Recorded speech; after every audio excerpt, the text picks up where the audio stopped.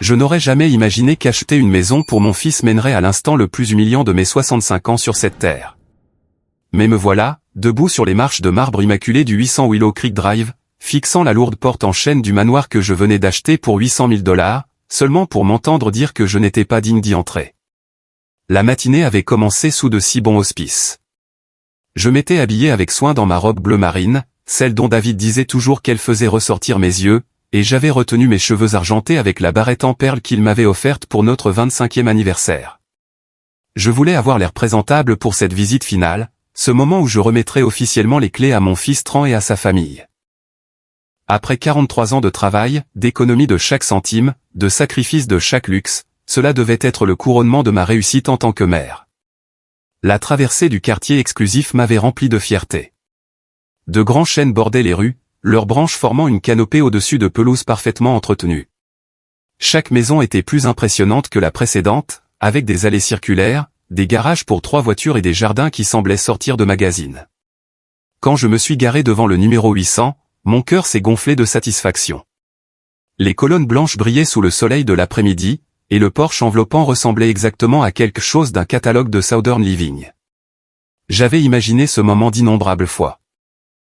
Tran m'aurait serré dans une étreinte reconnaissante, peut-être même aurait-il versé une larme en me remerciant d'avoir réalisé le rêve de sa famille. Nora se serait enfin adoucie envers moi, réalisant que tout ce que j'avais fait était par amour. Et le petit Damon, mon petit-fils de 7 ans, aurait couru vers moi avec ce sourire éclatant, m'appelant la meilleure grand-mère du monde.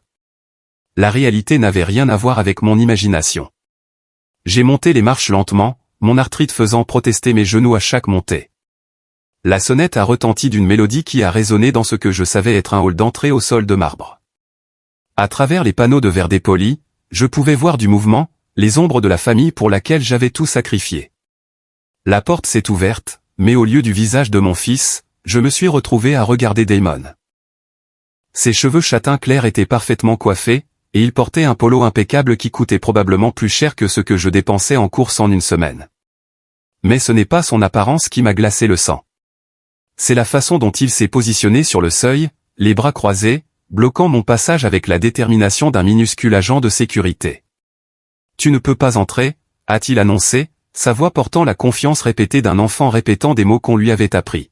« Maman a dit que cette maison est pour l'élite, pas pour les paysans comme toi. » Les mots m'ont frappé comme un coup physique. Paysan. C'est ce que ma propre famille pensait de moi. J'ai senti mon visage rougir de honte et d'incrédulité. C'était mon petit-fils, le petit garçon que j'avais bercé pour l'endormir, dont j'avais changé les couches, dont j'avais célébré les premiers pas, et il me regardait avec la froide indifférence d'un étranger, lançant une insulte qui coupait plus profondément que n'importe quel couteau. Derrière lui, j'ai aperçu Nora. Elle était appuyée contre l'arche qui menait à ce que je savais être le salon. Ses doigts parfaitement manucurés entouraient un verre en cristal de ce qui ressemblait à du champagne. Ses cheveux blonds tombaient en vagues lisses sur ses épaules, et son sourire était du genre qui n'atteignait jamais les yeux. Elle n'arrêtait pas Damon. En fait, elle avait l'air satisfaite, comme si cette performance était exactement ce qu'elle avait espéré. « Damon, mon chéri », a-t-elle appelé de cette voix mielleuse qu'elle utilisait chaque fois qu'elle voulait paraître innocente. « Souviens-toi de ce dont nous avons parlé.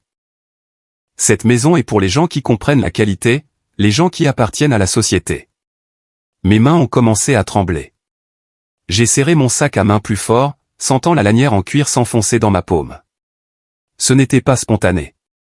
Ce n'était pas un enfant impoli.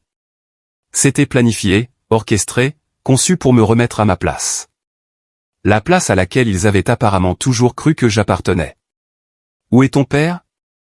ai-je réussi à demander à Damon, ma voix à peine au-dessus d'un murmure. Tran est apparu de l'ombre du hall, et ce que j'ai vu sur son visage a brisé quelque chose en moi que je ne pensais plus pouvoir briser. Il n'y avait pas de surprise, pas de colère face au comportement de son fils, pas d'embarras face à la cruauté de sa femme. Il y avait juste un léger ricanement, à peine visible, mais indubitable pour quelqu'un qui le connaissait depuis le jour de sa naissance. Mon fils, le garçon pour qui j'avais cumulé 3 emplois pour le mettre à l'université, l'homme que j'avais soutenu à travers chaque échec et célébré à travers chaque succès, appréciait cela. « Salut, maman », a-t-il dit avec désinvolture, comme si son fils ne venait pas de me traiter de paysanne, comme si sa femme n'était pas là à rayonner de satisfaction face à mon humiliation. On ne t'attendait pas si tôt. C'était un mensonge. Le rendez-vous avait été fixé à 14 heures, et il était exactement 14 heures. J'avais été précisément à l'heure, comme je l'étais toujours, comme David m'avait appris à l'être. La ponctualité était un signe de respect, disait-il. Mais apparemment, le respect n'était pas quelque chose que cette famille croyait que je méritais. L'agent immobilier aussi, ai-je répondu, détestant à quel point ma voix était faible. Oh, d'accord. Tran a haussé les épaules, ne faisant aucun mouvement pour m'inviter à entrer ou pour corriger le comportement de son fils. Eh bien, on est juste en train de s'installer, de regarder autour. Tu comprends? Non, je ne comprenais pas. Je ne comprenais pas comment le fils que j'avais élevé pouvait rester là et me regarder être traité comme une solliciteuse indésirable à la porte d'une maison que j'avais achetée avec mes économies de toute une vie. Je ne comprenais pas comment Nora pouvait avoir l'air si satisfaite d'elle-même tout en orchestrant mon humiliation. Et je ne comprenais pas comment Damon, le gentil petit Damon, avait appris à parler à sa grand-mère avec une telle cruauté désinvolte. Le silence s'est étiré entre nous, lourd et suffocant. Une légère brise a agité les carillons suspendus au plafond du porche, leur mélodie créant une bande-son presque moqueuse à ma dévastation. Quelque part au loin, je pouvais entendre le bruit d'enfants jouant dans un autre jardin, leur rire contrastant fortement avec la froideur qui émanait de ma propre famille. Eh bien, ai-je finalement dit, ma voix gagnant en force de quelque part au fond de moi. Je suppose que je devrais y aller alors. Je me suis détourné de la porte, de la posture provocante de mon petit-fils, du ricanement indifférent de mon fils, du sourire satisfait de ma belle-fille. Mes jambes semblaient instables alors que je redescendais ces marches de marbre, mais j'ai gardé le dos droit et la tête haute. J'avais été renvoyé de mon propre cadeau, traité comme une étrangère par mon propre sang, mais je ne leur donnerai pas la satisfaction de me voir m'effondrer. En arrivant à ma voiture, j'ai entendu la lourde porte en chêne se refermer derrière moi avec une finalité qui semblait résonner dans ma poitrine. Je suis resté assise sur le siège du conducteur pendant un long moment, fixant le manoir que j'avais acheté pour une famille qui ne me voyait que comme un moyen pour arriver à ses fins. Les colonnes blanches immaculées semblaient soudainement froides et inhospitalières. Le jardin manucuré semblait stérile et sans vie. Pendant 43 ans, j'avais cru que l'amour signifiait le sacrifice. J'avais cru qu'être une bonne mère signifiait tout donner et ne rien demander en retour. J'avais cru que la famille était sacrée, que le sang était plus épais que l'eau, que les enfants aimeraient toujours leurs parents. Assise dans cette allée, avec le goût amer de l'humiliation dans la bouche, et l'écho des mots de mon petit-fils résonnant dans mes oreilles, j'ai commencé à comprendre que je m'étais trompé sur tout. Mon téléphone a vibré dans mon sac à main, un message texte de Tran. Le paiement est toujours dû pour demain. J'ai fixé ces mots pendant un long moment, sentant quelque chose de froid et de final s'installer dans ma poitrine. Puis j'ai tapé 2 mots simples. Demande aux élites. En m'éloignant de Willow Creek Drive, j'ai jeté un dernier regard au manoir dans mon rétroviseur. Il semblait plus petit, en quelque sorte moins impressionnant. Mais encore une fois, peut-être que ce n'était pas la maison qui avait changé. Peut-être que c'était moi.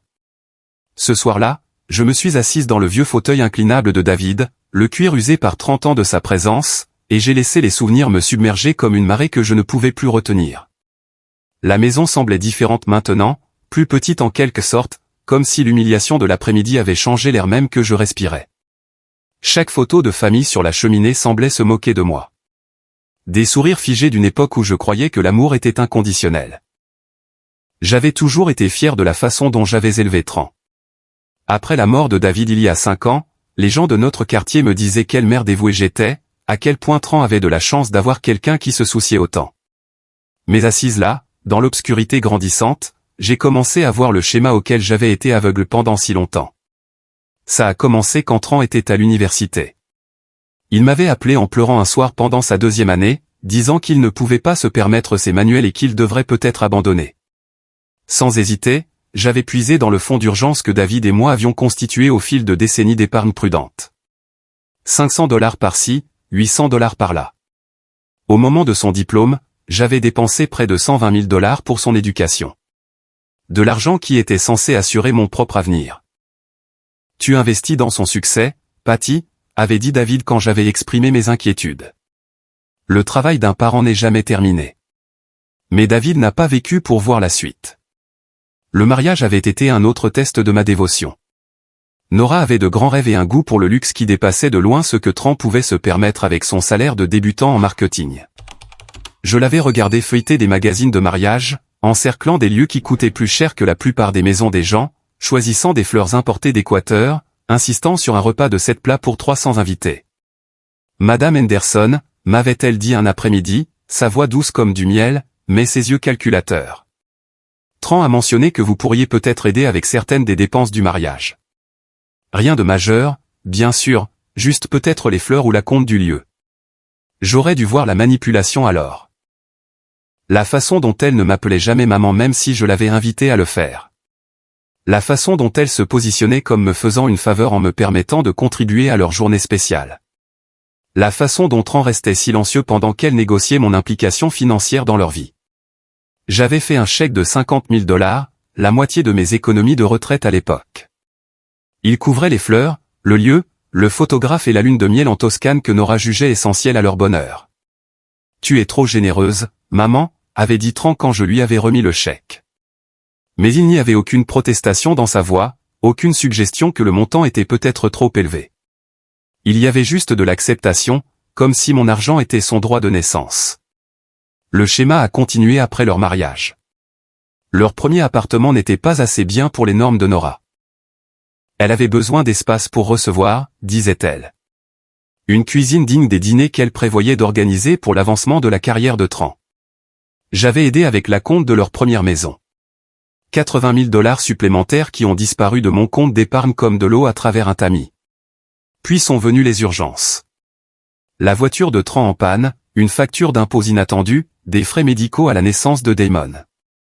Chaque fois, j'étais la solution à leurs problèmes, le compte en banque dans lequel ils pouvaient puiser sans intérêt ni échéancier de remboursement. 15 000 $ par-ci, 20 000 $ par-là.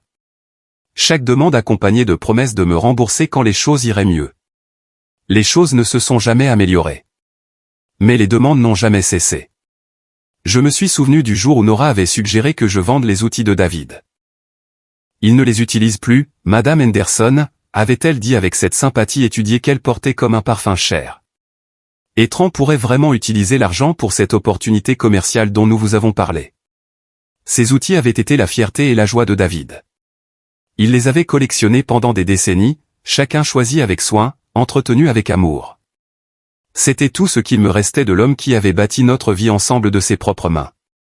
Mais Nora parlait comme si les garder était égoïste, comme si honorer la mémoire de mon mari était moins important que de financer une autre des entreprises ratées de Tran. J'avais refusé cette fois-là, l'une des rares fois où je leur avais dit non. Le masque de Nora avait glissé un instant, et j'avais vu quelque chose de froid et de calculateur en dessous, mais je l'avais écarté, me disant que j'étais paranoïaque, que le deuil me rendait méfiante envers des gens qui ne voulaient qu'aider. Maintenant, assise dans le fauteuil de David, j'ai compris que j'avais vu la vérité depuis le début. J'avais juste eu trop peur d'y croire. Les signes étaient là à chaque réunion de famille. La façon dont Nora corrigeait mes histoires, m'interrompant pour ajouter des détails qui me faisaient paraître confuses ou oublieuses. La façon dont elle réorganisait ma cuisine quand il venait, expliquant qu'elle aidait juste à moderniser un peu les choses. La façon dont elle échangeait des regards avec Tran quand je parlais, comme s'il partageait une blague privée sur la vieille femme qui ne comprenait plus le monde. J'ai pensé au dîner de Noël où j'avais cuisiné pendant des heures, seulement pour regarder Nora prendre des photos de la nourriture et les posters sur les réseaux sociaux comme si elle avait tout préparé elle-même. J'ai pensé aux fêtes d'anniversaire de Damon, où j'étais traité comme une employée, censée nettoyer pendant que Nora acceptait les compliments de ses amis sur la merveilleuse hôtesse qu'elle était. J'ai pensé aux fois où Tran avait promis de venir et avait ensuite annulé à la dernière minute parce que Nora avait d'autres projets. Les vacances passées seules parce qu'il célébrait avec sa famille. Les anniversaires de la mort de David qui se sont écoulés sans un seul appel téléphonique pour savoir comment j'allais. Chaque souvenir était comme une pièce d'un puzzle que j'avais été trop naïf pour assembler. Ensemble, ils peignaient le tableau d'une femme qui avait été tolérée plutôt qu'aimée, utile plutôt que valorisée, exploitée plutôt qu'appréciée. Mon téléphone a sonné, interrompant mon douloureux voyage dans le passé. Le nom de Nora est apparu à l'écran, et un instant, j'ai failli répondre par habitude, mais quelque chose en moi avait changé pendant ces heures de souvenirs. Quelque chose qui dormait depuis trop longtemps s'était enfin réveillé. Je l'ai laissé sonner jusqu'à la messagerie vocale. Lorsque la notification est apparue, j'ai écouté le message avec des doigts tremblants. Madame Henderson, c'est Nora. Je pense qu'il y a eu un malentendu aujourd'hui. Damon n'est qu'un enfant. Vous savez comment sont les enfants. Ils répètent des choses sans comprendre ce qu'ils veulent dire. Peut-être pourrions-nous nous rencontrer pour déjeuner demain et discuter de la situation de la maison. Je suis sûr que nous pouvons tout arranger comme la famille que nous sommes. La famille que nous sommes. Comme si nous avions jamais été une famille. Comme si j'avais jamais été autre chose pour elle qu'un portefeuille vieillissant. Une source de financement pratique pour le style de vie qu'elle estimait mériter. J'ai supprimé le message vocal sans répondre. L'horloge du grand-père dans le couloir a sonné 9 fois, son ton profond résonnant dans la maison que David et moi avions achetée avec notre propre travail acharné, nos propres sacrifices. Cette maison était remplie de souvenirs d'amour, de partenariat, de deux personnes construisant quelque chose ensemble. Elle n'avait rien à voir avec le manoir froid de Willow Creek Drive, où on avait appris à mon petit-fils à me voir comme une paysanne. Je me suis dirigé vers la fenêtre et j'ai regardé mon petit jardin où les roses de David fleurissaient encore malgré mes soins inexpérimentés. Au loin, je pouvais voir les lumières d'autres maisons, d'autres familles, d'autres vies dont je n'avais jamais fait partie parce que j'avais toujours été trop occupé à servir la mienne. Pendant 65 ans, j'avais cru que l'amour signifiait donner jusqu'à en souffrir. Sacrifier jusqu'à ce qu'il n'y ait plus rien à sacrifier. J'avais pensé qu'être une bonne mère signifiait ne jamais dire non, ne jamais fixer de limites, ne jamais rien demander en retour. Mais l'amour était censé être réciproque, n'est-ce pas? L'amour était censé inclure le respect, la considération, la gratitude. L'amour n'était pas censé ressembler à une transaction où une seule personne paie et l'autre encaisse. En me préparant pour le lit cette nuit-là, j'ai pris une décision qui aurait terrifié la femme que j'étais ce matin-là. J'allais arrêter de payer. J'allais arrêter de sacrifier. J'allais arrêter de prétendre que leur indifférence était de l'amour et que leur exploitation était de la famille. Je leur avais tout donné. Et ils avaient clairement fait savoir que tout n'était pas suffisant. Ils voulaient plus que mon argent. Ils voulaient ma dignité, mon amour-propre, mon droit d'être traité comme un être humain qui compte. Eh bien, ils ne pouvaient pas avoir ces choses, car pour la première fois de ma vie d'adulte, j'allais me choisir. Le chèque que j'avais fait pour la maison était sur la table de ma cuisine, prêt à être livré à la banque le matin. 800 000 $, l'aboutissement d'une vie de travail, d'épargne et de sacrifice. J'ai pris le téléphone et j'ai composé le numéro du service après-vente de ma banque. Je dois faire opposition sur un chèque, ai-je dit lorsque le représentant a répondu. En leur donnant les détails, j'ai ressenti quelque chose que je n'avais pas ressenti depuis des années. Je me sentais puissante. Je me sentais libre. Je me sentais comme la femme dont David était tombé amoureux toutes ces années auparavant. La femme qui avait été ensevelie sous des décennies de complaisance et de reniement de soi. Demain, la famille qui m'avait rejeté comme une paysanne allait apprendre ce que signifiait perdre sa reine.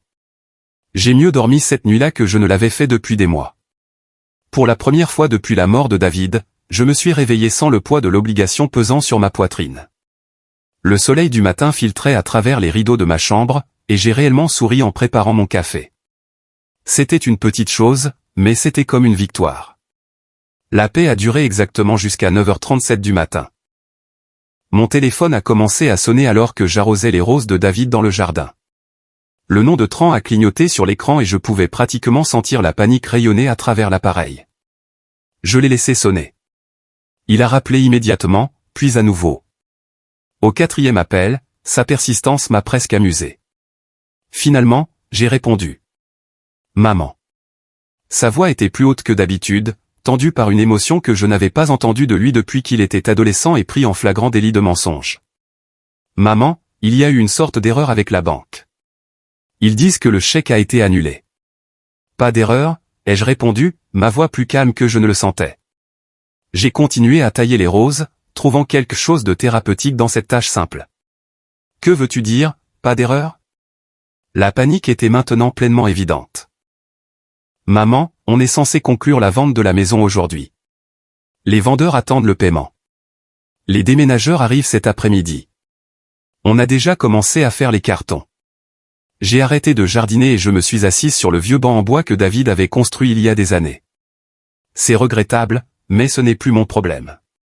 Le silence s'est étiré entre nous, rompu seulement par le chant des oiseaux dans le chêne de mon voisin. Quand Tran a de nouveau parlé, sa voix portait ce ton familier de droit blessé que je reconnaissais maintenant comme ayant été là depuis des années. Je ne comprends pas ce qui t'a pris.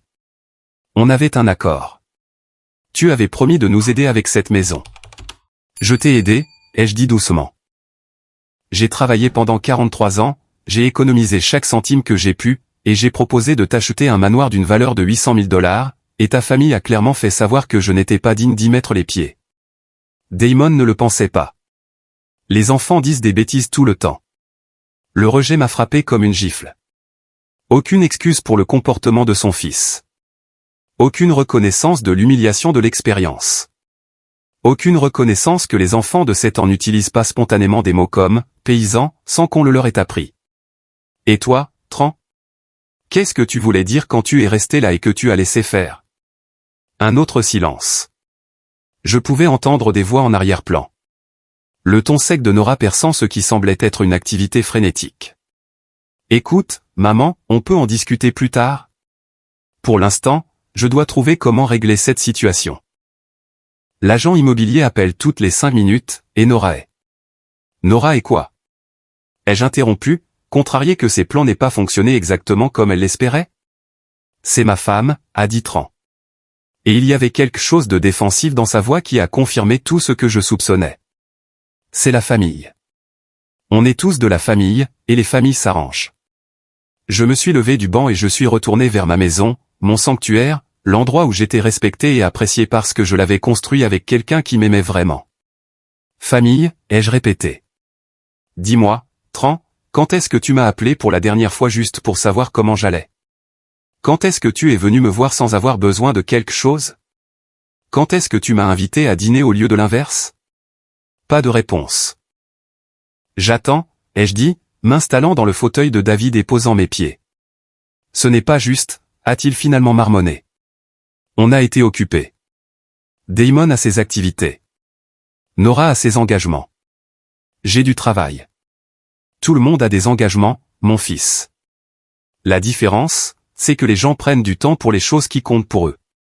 Je pouvais entendre la voix de Nora devenir plus forte en arrière-plan, bien que je ne puisse pas distinguer les mots. Quoi qu'elle dise, ce n'était pas agréable. Attends, a dit Tran, et j'ai entendu le bruissement du téléphone être couvert. Pendant que j'attendais, j'ai regardé mon salon, vraiment regardé pour la première fois en des mois. Chaque meuble racontait une histoire. La table basse que David avait restaurée quand nous étions jeunes mariés et que nous ne pouvions pas nous permettre d'en acheter une nouvelle. La bibliothèque remplie de romans que nous avions lus ensemble et dont nous avions discuté pendant d'innombrables dîners. Les photos de famille qui racontaient des temps plus heureux avant que je ne devienne rien de plus qu'un compte en banque avec des jambes. Tran est revenu au téléphone et sa voix avait changé. La panique était toujours là, mais maintenant elle était bordée de quelque chose de plus dur. Nora veut te parler, a-t-il dit.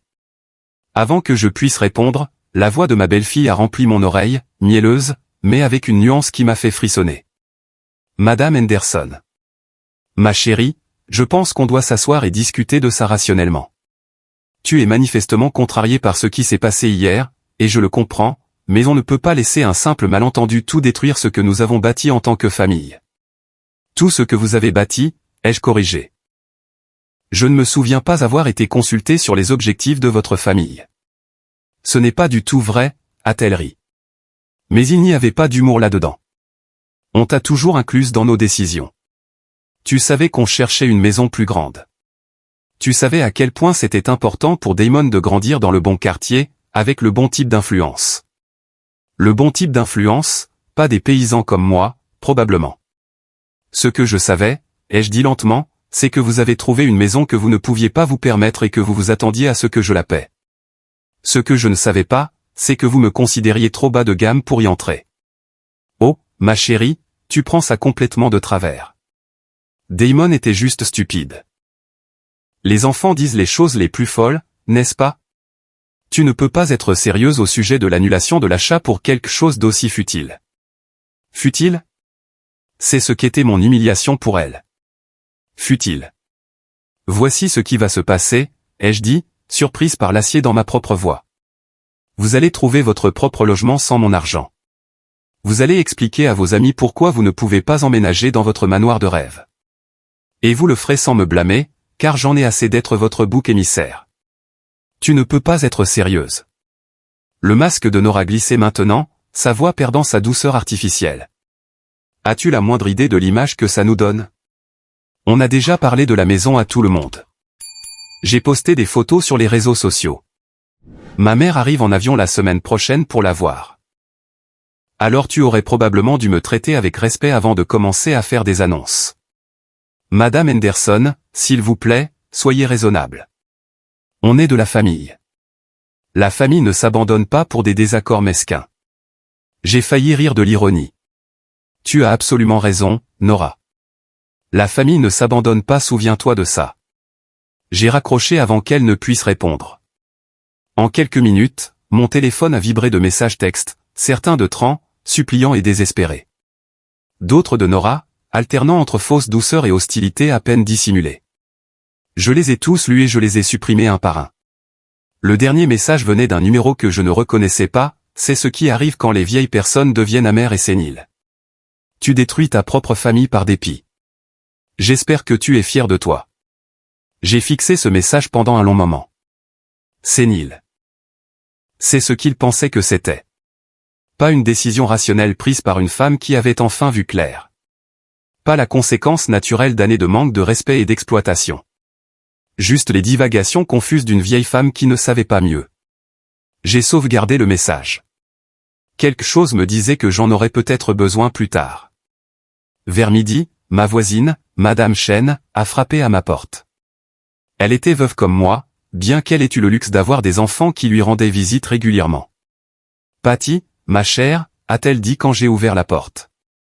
Je viens de voir un camion de déménagement quitter la maison d'en face. Ce n'était pas la maison de ton fils? J'ai regardé par-dessus son épaule et j'ai vu qu'elle avait raison. La petite maison de location où vivait la famille de Tran montrait maintenant des signes clairs d'un départ précipité. Des boîtes étaient éparpillées sur la pelouse, et je pouvais voir Nora diriger les déménageurs avec des gestes de plus en plus frénétiques. Il semble qu'ils aient eu un changement de programme, ai-je dit diplomatiquement. Madame Chen a étudié mon visage avec la perspicacité de quelqu'un qui a vécu assez longtemps pour reconnaître un drame quand elle en voyait un. Est-ce que ça va, ma chère? C'était la première fois en des mois que quelqu'un me posait cette question et attendait réellement d'entendre la réponse. La gentillesse dans sa voix a failli me faire craquer. Je pense que ça va aller, ai-je dit, et j'ai réalisé que je le pensais. Ce soir-là, alors que je m'asseyais pour un dîner tranquille en solo, j'ai ressenti quelque chose que je n'avais pas ressenti depuis des années. De la fierté. Pas la satisfaction creuse de payer les factures de quelqu'un d'autre, ou le bref plaisir d'être remercié pour un cadeau que je ne pouvais pas me permettre. De la vraie fierté. Le genre qui vient du fait de se défendre même quand ça vous coûte quelque chose. Mon téléphone a sonné une dernière fois ce jour-là. Cette fois, c'était un numéro que je ne reconnaissais pas. Mais quand j'ai répondu, j'ai entendu la petite voix de Damon à l'autre bout du fil. Mamie Patty. Maman dit qu'on ne peut plus vivre dans la grande maison parce que tu as changé d'avis. Elle dit que tu ne nous aimes plus. Mon cœur s'est un peu brisé en écoutant cet enfant confus à qui on avait appris à instrumentaliser son innocence. Je t'aime beaucoup, Damon, ai-je dit doucement. Mais l'amour ne signifie pas donner aux gens tout ce qu'ils veulent, surtout quand ils ne sont pas reconnaissants pour cela. Je ne comprends pas, a-t-il dit. Et pour la première fois, il avait l'air du garçon de 7 ans qu'il était réellement au lieu du petit soldat que ses parents l'avaient entraîné à être. Je sais que tu ne comprends pas, mon cœur, mais un jour tu comprendras. La ligne est devenue silencieuse et j'ai pu entendre la voix de Nora en arrière-plan, sèche et en colère. Le téléphone s'est déconnecté brusquement. Je suis resté assise dans l'obscurité grandissante de mon salon, entouré de la vie que David et moi avions construite ensemble, et j'ai senti quelque chose se mettre en place en moi. Ce n'était pas du bonheur exactement, pas encore. Mais c'était quelque chose de mieux que le bonheur. C'était la paix avec mes propres décisions. Et pour une femme qui avait passé la plupart de sa vie à essayer de plaire à tout le monde, c'était une révolution. 3 jours après l'annulation du chèque, mon monde a explosé d'une manière que je n'aurais jamais pu imaginer. J'avais pensé que le pire était passé, que j'avais vu toute l'étendue de la trahison de ma famille. Je n'avais aucune idée à quel point j'étais naïve. Cela a commencé par un appel de ma banque. Madame Henderson. La voix appartenait à Janet, la représentante du service clientèle avec qui j'avais travaillé pendant plus de 20 ans. Je vous appelle au sujet d'une activité inhabituelle sur vos comptes. Pourriez-vous passer cet après-midi? Il y a des documents que je pense que vous devriez voir. Le ton de sa voix m'a noué l'estomac. Janet m'avait aidé avec les formalités administratives à la mort de David, m'avait aidé à mettre en place mes comptes de retraite, avait toujours été professionnelle mais chaleureuse. Aujourd'hui, elle semblait troublée. Quel genre de document, ai-je demandé, bien qu'une partie de moi redoutait déjà la réponse. Il vaudrait mieux que nous en discutions en personne, a-t-elle dit prudemment. Pouvez-vous être là pour 15 heures? J'ai passé les 4 heures suivantes à essayer de me distraire avec des tâches ménagères, mais mon esprit n'arrêtait pas de tourner. Qu'est-ce qui pourrait bien clocher avec mes comptes? J'avais été méticuleuse avec mes finances depuis la mort de David, vérifiant régulièrement les soldes, tenant des registres précis. Je devais être prudente. Mes économies étaient tout ce qu'il me restait. La banque semblait différente quand je suis arrivée cet après-midi-là. Ou peut-être que c'était moi qui étais différente. Il y a 3 jours, j'étais entrée dans ce bâtiment en tant que femme qui existait principalement pour résoudre les problèmes des autres. Aujourd'hui, je me sentais comme quelqu'un qui pourrait réellement avoir des droits à défendre. Janet m'a conduite dans une petite salle de conférence et a refermé la porte derrière nous. Elle avait un épais dossier dans les mains, et son expression était sombre. Patty, a-t-elle dit, en utilisant mon prénom pour la première fois en 20 ans. Je dois vous poser quelques questions, et j'ai besoin que vous soyez complètement honnête avec moi. J'ai hoché la tête, la bouche soudainement sèche. Avez-vous donné à quelqu'un l'accès à vos comptes? Une procuration, une copropriété, quelque chose comme ça? Non, ai-je dit immédiatement. David et moi avions des comptes joints quand il était en vie, mais depuis sa mort, tout est uniquement à mon nom. Janet a ouvert le dossier et a sorti une pile de papiers. Quelqu'un a tenté d'accéder à vos comptes. Nous avons des enregistrements de plusieurs appels au cours des 6 derniers mois. Quelqu'un prétendant appeler en votre nom, demandant des soldes, des procédures de virement, des informations sur les bénéficiaires. Mes mains ont commencé à trembler. Qui? Elle a fait glisser un document sur la table. C'était un journal d'appel, et j'ai immédiatement reconnu le numéro. Tran, votre fils a appelé 17 fois au cours des 6 derniers mois, a dit Janet doucement. Au début, nos représentants lui ont dit qu'ils ne pouvaient pas discuter de vos comptes sans votre autorisation. Mais ensuite, ceci est arrivé. Elle m'a tendu un autre document, et mon sang s'est glacé. C'était une procuration falsifiée, soi-disant signée par moi, accordant à Tran un accès complet à mes comptes financiers. Ce n'est pas ma signature, ai-je chuchoté, fixant l'imitation grossière de mon écriture. C'est ce que nous soupçonnions, a dit Janet. C'est pourquoi je vous ai appelé, Patty. Quelqu'un a prévu de prendre le contrôle de vos finances. Si cela avait été traité, ils auraient eu le droit légal de déplacer votre argent où ils voulaient. La pièce semblait tourner autour de moi. Mon propre fils avait essayé de me voler. Pas seulement l'argent de la maison, pas seulement les prêts qui n'ont jamais été remboursés, mais tout. Mes économies de toute une vie, ma sécurité, mon indépendance. Il y a plus, a dit doucement Janet.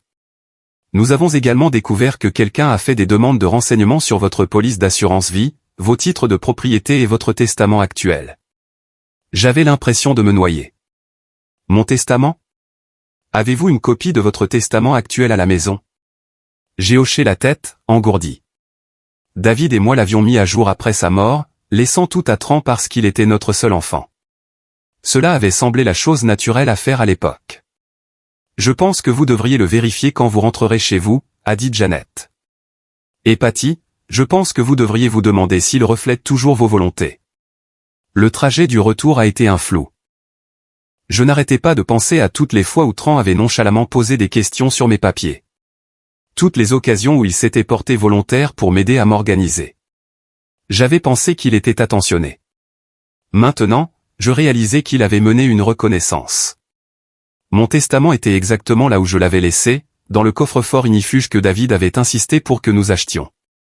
Mais en le lisant, j'ai vu des choses que j'avais manquées auparavant. Le langage était étrangement spécifique sur le moment où Tran prendrait le contrôle de mes biens, non seulement après ma mort, mais si j'étais un jour déclaré mentalement incompétente ou incapable de gérer mes propres affaires. Avais-je été assez stupide pour signer quelque chose comme ça? J'ai repensé au jour après les funérailles de David, lorsque Tran était arrivé avec un ami avocat à lui, disant qu'il devait mettre à jour certains documents pour refléter mon nouveau statut de veuve. J'avais été tellement accablé par le chagrin, si reconnaissante que quelqu'un s'occupe des détails, que j'avais signé tout ce qu'il m'avait mis sous le nez. Le nom de l'avocat était imprimé en bas du document. Marcus Webb, avocat. Je ne l'avais jamais rencontré avant ce jour-là, et je ne l'avais jamais revu depuis. J'ai appelé le cabinet d'avocats indiqué sur le papier à en-tête. Webb et associé, a répondu une réceptionniste. J'aimerais parler à Marcus Webb, s'il vous plaît. C'est au sujet de certains documents qu'il a préparés pour moi. Je suis désolé, mais Monsieur Webb n'est plus avec notre cabinet. Il a été licencié l'année dernière pour faute professionnelle. Quelqu'un d'autre peut-il vous aider? Faute professionnelle. J'ai raccroché sans répondre. Mes mains tremblaient alors que je composais le numéro de ma vieille amie Eleanor, la seule avocate que je connaissais personnellement. Nous avions été voisines quand nos enfants étaient petits, et elle m'avait aidé pour quelques questions juridiques simples au fil des ans. Eleanor, ai-je dit quand elle a répondu, j'ai besoin d'aide. Je pense que mon fils a essayé de me voler, et je ne sais pas à qui faire confiance. 1 heure plus tard, Eleanor était assise dans mon salon, lisant mon testament avec l'intensité concentrée de quelqu'un qui savait exactement quoi chercher. Patty, a-t-elle finalement dit, ce document est un cauchemar. Si ce langage était un jour appliqué, Tran pourrait vous faire déclarer incompétente sur la base de presque n'importe quoi. Oublier un rendez-vous chez le médecin, se tromper de date, même avoir une mauvaise réaction à un médicament pourrait être utilisé contre vous. J'ai eu la nausée. Est-ce légal? Techniquement, oui, si vous l'avez signé volontairement, mais les circonstances dans lesquelles vous l'avez signé étaient pour le moins discutables. Vous étiez en deuil. Vous n'étiez pas représenté par un conseil indépendant, et l'avocat qui l'a rédigé a depuis été radié du barreau pour des stratagèmes similaires. Des stratagèmes? L'expression d'Eleanor était sombre. Marcus Webb s'était spécialisé dans l'aide aux enfants adultes pour prendre le contrôle des biens de leurs parents. Il rédigeait des documents qui ressemblaient à une planification successorale standard, mais qui étaient en fait conçus pour faciliter la déclaration d'incompétence du parent et la saisie de son argent. Les pièces se mettaient en place avec une clarté horrifiante. La pression pour acheter la maison chère, les questions désinvoltes sur ma santé et ma mémoire, la façon dont Nora faisait des commentaires sur la façon dont je devenais oublieuse, à quel point il s'inquiétait de me voir vivre seule. Ils n'avaient pas seulement prévu de prendre mon argent. Ils avaient construit un dossier pour prendre ma liberté. Que puis-je faire, ai-je demandé. Eleanor a souri. Et c'était la première expression vraiment chaleureuse que j'avais vue de toute la semaine. Beaucoup de choses, en fait. Premièrement, nous allons rédiger un Nouveau Testament, un qui reflète réellement vos volontés. Deuxièmement, nous allons révoquer toutes les procurations que vous avez pu signer. Et troisièmement, nous allons nous assurer que votre fils comprenne que son petit stratagème a été découvert. Je veux qu'il soit poursuivi en justice, ai-je dit, surprise par la véhémence de ma propre voix. Patty, es-tu sûre? C'est ton fils, même avec tout ce qu'il a fait. Surtout parce que c'est mon fils, ai-je interrompu. Je l'ai élevé pour qu'il connaisse le bien du mal. S'il choisit d'ignorer cela, il doit faire face aux conséquences. Eleanor a hoché la tête avec approbation. Bravo. Il est temps que quelqu'un de votre famille apprenne que les actions ont des conséquences. Alors que nous travaillions tout l'après-midi, révisant des documents et montant un dossier, j'ai ressenti quelque chose que je n'avais jamais ressenti auparavant. La satisfaction de me défendre. Pendant trop longtemps, j'avais accepté tout ce que ma famille choisissait de me faire, me disant que maintenir la paix était plus important que de me défendre. Mais certaines limites, une fois franchies, changeaient tout. Ce soir-là, alors qu'Eleanor rangeait ses dossiers, elle s'est arrêtée sur le seuil de ma porte. Patty, je dois te demander, qu'est-ce qui t'a finalement décidé à te battre? Quel a été le point de rupture? J'ai pensé au petit visage de Damon à la porte du manoir, aux mots « paysan » prononcés avec une telle cruauté désinvolte, au rictus satisfait de Nora et à la complicité silencieuse de Tran. J'ai réalisé, ai-je dit lentement, que j'avais eu si peur de perdre ma famille que j'avais oublié que j'étais censé compter, moi aussi. Eleanor m'a serré la main. Tu comptes plus que tu ne le penses. Et d'ici à ce que nous ayons fini, ton fils le comprendra. Après son départ, je me suis assise dans le fauteuil de David et je me suis permis de ressentir tout le poids de ce que j'avais découvert. Mon fils, le bébé que j'avais soigné pendant ses fièvres et célébré pendant ses réussites, avait prévu de me voler ma vie, petit à petit. Mais je n'allais pas laisser faire. Pour la première fois depuis des années, j'allais utiliser la force que David avait toujours dit que je possédais. Demain, je commencerai à construire une nouvelle vie. Une vie où je comptais, où j'étais respecté, où j'étais plus qu'un simple moyen pour la fin de quelqu'un d'autre. Et si ma famille ne pouvait pas accepter cette version de moi, alors ils n'étaient pas vraiment ma famille du tout. 2 semaines après avoir découvert l'étendue de leur trahison, ils sont revenus en rampant. Non pas avec des excuses, non pas avec des remords, mais avec le genre de manipulation désespérée qui ne vient que lorsque les gens réalisent que leur gagne-pain est sur le point de disparaître pour toujours. Ça a commencé avec Damon.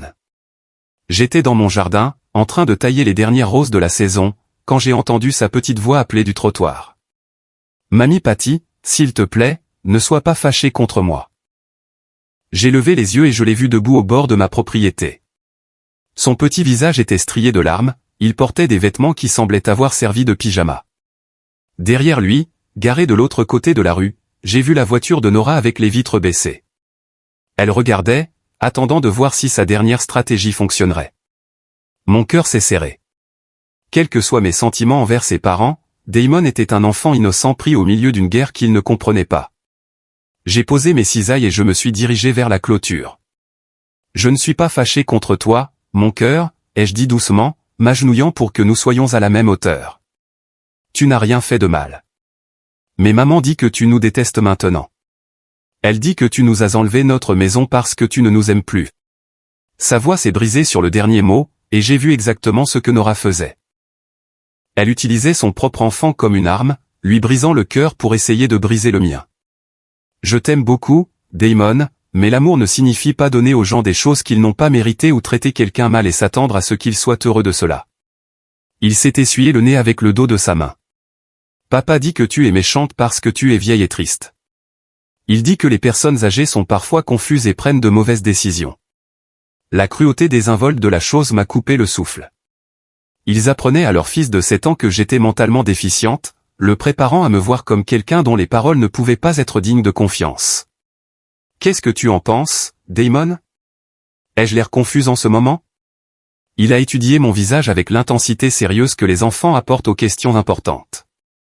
Non, tu as l'air de Mamie Patty. C'est parce que je suis Mamie Patty. Et Mamie Patty prend des décisions pour de bonnes raisons, même si d'autres personnes n'aiment pas ces décisions. De l'autre côté de la rue, j'ai entendu la portière de la voiture de Nora claquer. Elle devenait impatiente, probablement inquiète que son scénario ne soit pas suivi à la lettre.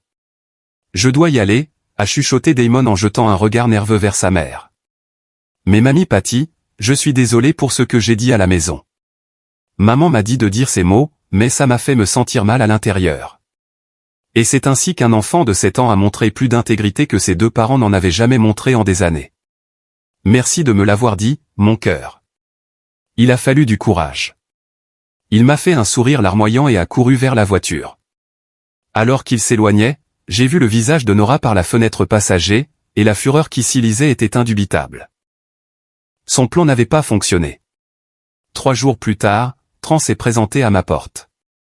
Je ne l'avais pas vu depuis le jour au manoir, et j'ai été choqué par son apparence. On aurait dit qu'il avait vieilli de 5 ans en 2 semaines. Ses vêtements étaient froissés, ses cheveux décoiffés, et il y avait une qualité désespérée dans ses mouvements qui me rappelait les terreurs nocturnes qu'il avait quand il était enfant. « Maman » a-t-il dit quand j'ai ouvert la porte. « On doit parler. »« Non » ai-je répondu. « On n'a pas besoin. » J'ai commencé à fermer la porte, mais il a mis sa main contre. « S'il te plaît, 5 minutes. » C'est tout ce que je demande. Contre mon meilleur jugement, je l'ai laissé entrer. Il s'est tenu dans mon salon, l'endroit où je l'avais réconforté après des chagrins d'amour et célébré ses succès, et je pouvais le voir faire l'inventaire, calculant probablement la valeur de tout. « Tu as l'air fatigué » ai-je observé. Il a ri, mais il n'y avait pas d'humour là-dedans. « Ouais. Eh bien, ça a été quelques semaines difficiles. On est resté dans un motel depuis qu'on a dû déménager de la location. Nora ne le gère pas bien. Je suis sûr qu'elle ne le fait pas, maman, je sais que tu es en colère, mais pense à ce que tu fais. Tu détruis ta propre famille pour un malentendu. » Je me suis assise dans le fauteuil de David et j'ai croisé les mains sur mes genoux. « Parle-moi de la procuration, Tran. » La couleur a quitté son visage. Quelle procuration? Celle que tu as falsifiée. Celle qui t'aurait donné le contrôle de tout mon argent. Un instant, il est resté là, ouvrant et fermant la bouche comme un poisson haletant pour l'air. Puis, à ma grande surprise, il a essayé de mentir. Je ne sais pas de quoi tu parles. Quelqu'un a dû faire une erreur à la banque. La banque a des enregistrements de toi appelant 17 fois pour essayer d'accéder à mes comptes. Ils ont des copies de documents avec ma signature falsifiée. Et je suis au courant de Marcus Webb. Ce nom l'a frappé comme un coup physique. Ses épaules se sont affaissées. Et pour la première fois depuis qu'il était adolescent, j'ai vu mon fils avoir l'air vraiment honteux. Comment as-tu découvert pour Marcus? Ça n'a pas d'importance comment. Ce qui compte, c'est que tu as essayé de me voler. Ta propre mère. Ce n'était pas du vol, a-t-il dit rapidement, désespérément. C'était juste de la planification, s'assurer que tes affaires étaient en ordre. Nora s'inquiétait de te voir vivre seule, prendre des décisions financières sans personne pour t'aider. Arrête. Ma voix a percé ses excuses comme une lame. Arrête. Je sais exactement ce que tu prévoyais, et ça n'avait rien à voir avec le fait de m'aider. Il est resté silencieux un long moment, et quand il m'a de nouveau regardé, j'ai vu quelque chose que je n'avais jamais vu auparavant dans les yeux de mon fils. De la haine. Tu vas le regretter, a-t-il dit doucement.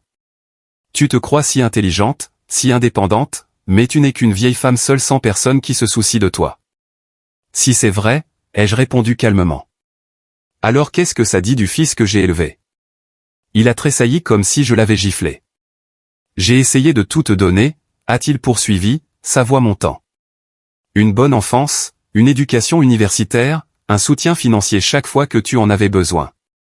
Et c'est comme ça que tu me rembourses? En m'humiliant devant ma femme et mon enfant? L'audace de la chose était à couper le souffle. J'ai essayé de tout te donner. J'ai cumulé 3 emplois pour te mettre à l'université. Je t'ai donné la compte pour ta première maison. Je soutiens ta famille depuis des années. Qu'est-ce que tu m'as donné exactement? Je t'ai donné un but, a-t-il crié. Je t'ai donné une raison de te lever le matin. Sans nous, qu'as-tu? Quel est le but de ta vie sans ta famille? Et c'était là, la vérité qui se cachait derrière toute la manipulation et la fausse inquiétude. Dans son esprit, j'existais uniquement pour servir ses besoins. Mon argent, mon temps. Ma vie elle-même n'avait de valeur que par rapport à lui. Sors, ai-je dit doucement. Maman. Sors de ma maison maintenant. Il est resté là un moment de plus, calculant probablement s'il restait un argument qui pourrait fonctionner. Mais quelque chose dans mon expression a dû le convaincre que ce puits particulier était à sec. Bien, a-t-il dit en se dirigeant vers la porte. Mais ne viens pas pleurer quand tu réaliseras ce que tu as jeté. Ne t'attends pas à ce qu'on s'occupe de toi quand tu seras malade et seul et que tu n'auras plus personne. Je n'y penserai même pas, ai-je répondu. Après son départ, j'ai verrouillé la porte et je me suis appuyé contre, le cœur battant. La conversation avait été brutale, mais aussi libératrice. Pour la première fois, nous avions tous les deux dit exactement ce que nous pensions. Il n'y avait plus d'illusions à maintenir, plus de faux semblants à honorer. Ce soir-là, j'ai appelé Eleanor et je lui ai raconté la visite de Tran. Il devient désespéré, a-t-elle dit. C'est en fait un bon signe pour nous. Les gens désespérés font des erreurs. Que veux-tu dire? J'ai fait des recherches sur la situation financière de ton fils. Savais-tu qu'il a plus de 60 000 $ de dettes de carte de crédit et qu'il est au chômage depuis 3 mois? J'ai failli laisser tomber le téléphone. Au chômage, mais il a dit. Il a été licencié de son poste de marketing pour avoir falsifié des notes de frais. Apparemment, ce n'est pas sa première incartade financière. Tout se mettait en place, l'urgence concernant l'achat de la maison, la pression pour prendre des décisions rapidement, la planification élaborée autour de mes finances. Ils ne voulaient pas seulement mon argent pour un meilleur style de vie. Ils en avaient besoin pour éviter la ruine financière. Il y a autre chose, a poursuivi Eleanor. J'ai contacté le bureau du procureur au sujet des documents falsifiés. Ils sont très intéressés à engager des poursuites. Bien, ai-je dit, et je le pensais. Patty, es-tu absolument sûr de ça? Une fois que nous irons de l'avant, il n'y aura pas de retour en arrière. Ta relation avec ton fils sera terminée. J'ai regardé mon paisible salon, j'ai pensé au soulagement que j'avais ressenti ces 2 dernières semaines, à l'absence de culpabilité, d'obligation et de demande constante. Eleanor, ai-je dit, je pense que cette relation était terminée depuis longtemps. J'avais juste trop peur de l'admettre. Le lendemain matin, j'ai reçu un dernier message texte de Nora. Tu es une vieille femme amère qui mourra seule. J'espère que tu es heureuse de ton choix.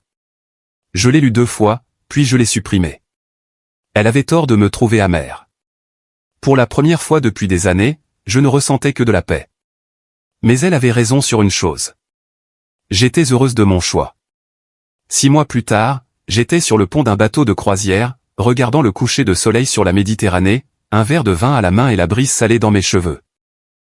Pour la première fois de ma vie d'adulte, je voyageais non pas parce que quelqu'un d'autre avait besoin de quelque chose, non pas parce que je résolvais une crise ou remplissais une obligation, mais simplement parce que je voulais voir le monde. La transformation ne s'est pas faite du jour au lendemain.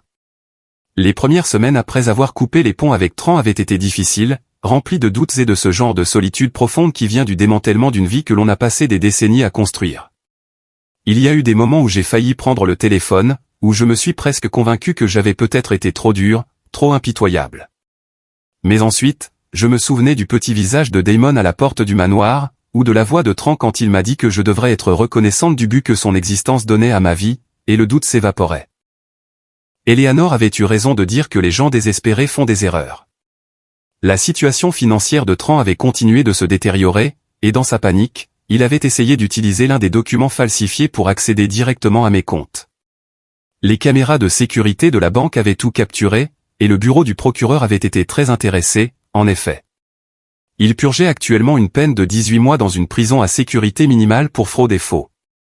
Nora avait demandé le divorce dès que sa condamnation était devenue publique, emmenant Damon et retournant vivre chez sa mère en Californie. La dernière fois que j'ai entendu parler d'elle, elle travaillait à un comptoir de maquillage de grand magasin, loin du style de vie d'élite qu'elle avait toujours convoité. J'avais pitié de Damon, pris dans les décombres des choix de ses parents.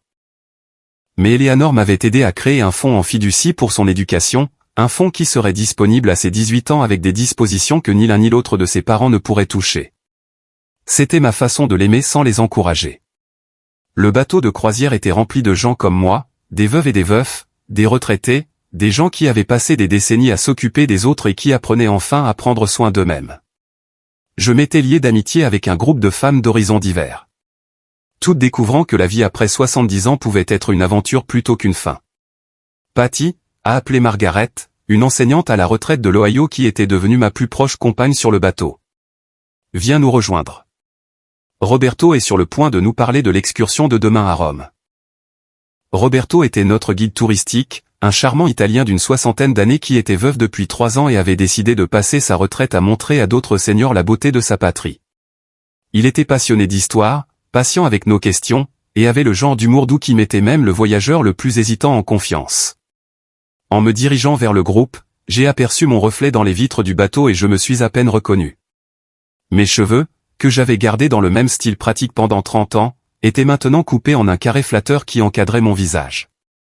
Je portais une robe d'été fluide d'une nuance de turquoise dont David disait qu'elle faisait ressortir mes yeux. Plus important encore, je souriais, vraiment souriais, d'une manière que je n'avais pas faite depuis avant la mort de David. Alors demain, disait Roberto dans son anglais accentué, nous visiterons le Vatican le matin et ensuite je vous emmènerai dans un petit restaurant que ma famille tient depuis 4 générations. Vous goûterez la vraie cuisine romaine, pas la version pour touristes. Les femmes autour de moi bavardaient avec enthousiasme sur les plans, et je me suis laissé emporter par leur enthousiasme. Quand avais-je regardé vers l'avenir avec impatience pour la simple joie de la chose? Après que le groupe se soit dispersé, Margaret est restée à côté de moi près de la balustrade du bateau. Tu sembles différente aujourd'hui, a-t-elle observé. Plus légère, en quelque sorte. Je lui avais raconté une partie de mon histoire lors de nos longues conversations au dîner et au vin de l'après-midi. Elle était une bonne auditrice, et elle avait partagé sa propre histoire d'une fille qui s'attendait à ce qu'elle garde ses petits-enfants gratuitement tout en travaillant à plein temps comme enseignante, sans jamais reconnaître le sacrifice impliqué. J'ai reçu une lettre aujourd'hui, ai-je dit en sortant l'enveloppe de mon sac à main. De mon fils. Les sourcils de Margaret se sont haussés. Celui en prison. J'ai hoché la tête. La lettre m'attendait au centre de communication du bateau, transféré de mon adresse de retour. J'avais hésité à l'ouvrir, mais la curiosité l'avait emporté. Qu'est-ce qu'il a dit? J'ai déplié la seule page et j'ai lu à voix haute. Maman, j'ai eu beaucoup de temps pour réfléchir et je réalise maintenant que j'ai fait des erreurs. J'ai été égoïste et je t'ai fait du mal et je suis désolé pour ça. Je sais que tu ne veux probablement pas avoir de mes nouvelles.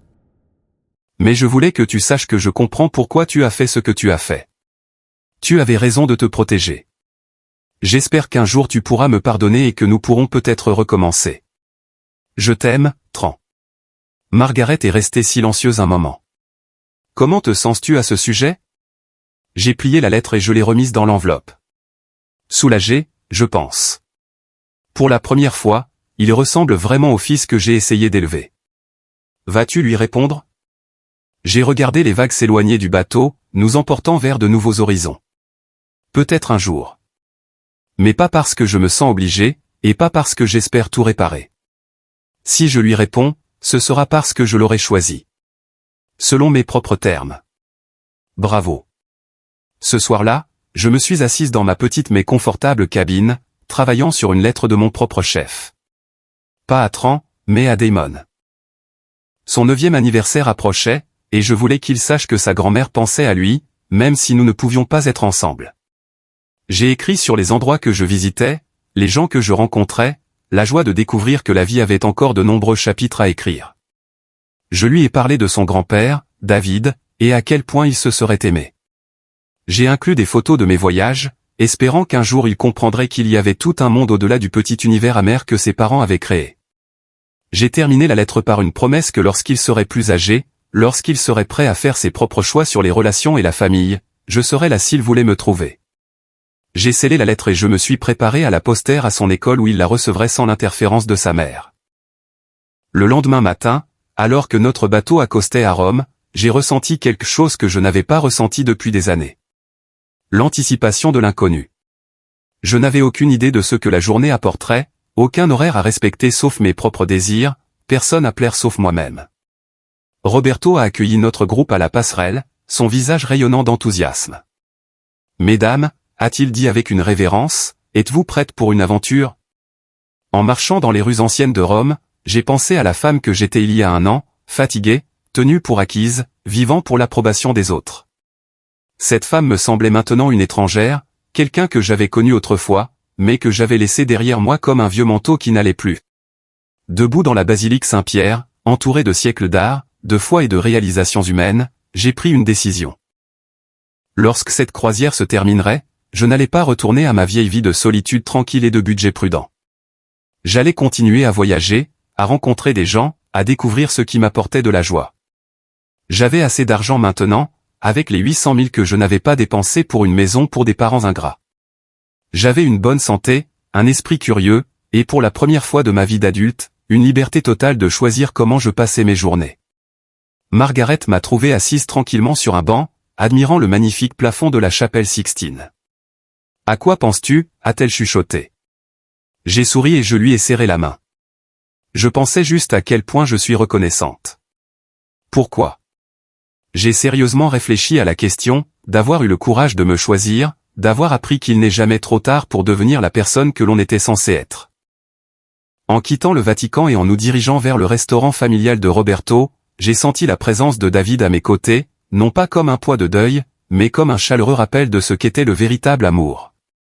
Il aurait été fier de moi, ai-je réalisé. Fier que j'ai enfin appris à me valoriser comme il m'avait toujours valorisé. Ce soir-là, alors que j'étais assise autour d'une table avec mes nouvelles amies, partageant des histoires et des rires autour d'une nourriture et d'un vin incroyable, j'ai réalisé que j'avais trouvé quelque chose que je ne savais même pas que je cherchais. Une famille choisie. Des gens qui m'appréciaient, non pas pour ce que je pouvais leur donner, mais pour qui j'étais. Mon téléphone a vibré avec un message texte d'un numéro inconnu, mais je ne l'ai pas vérifié. Quelle que soit la crise, la demande ou la manipulation qu'il pouvait contenir, cela pouvait attendre. Pour la première fois de ma vie, je vivais dans l'instant présent. Et ce moment était magnifique. La femme qui s'était autrefois tenue humiliée à la porte d'un manoir, rejetée par sa propre famille comme indigne de leur présence, avait disparu. À sa place se trouvait quelqu'un de plus fort, de plus sage et d'infiniment plus libre. J'avais 66 ans, et ma vraie vie ne faisait que commencer. Maintenant, je suis curieuse de vous qui écoutez mon histoire. Que feriez-vous si vous étiez à ma place? Avez-vous déjà vécu quelque chose de similaire? Commentez ci-dessous. Et pendant ce temps, je vous laisse sur l'écran final 2 autres histoires qui sont les préférées de la chaîne, et elles vous surprendront certainement. Merci d'avoir regardé jusqu'à la fin.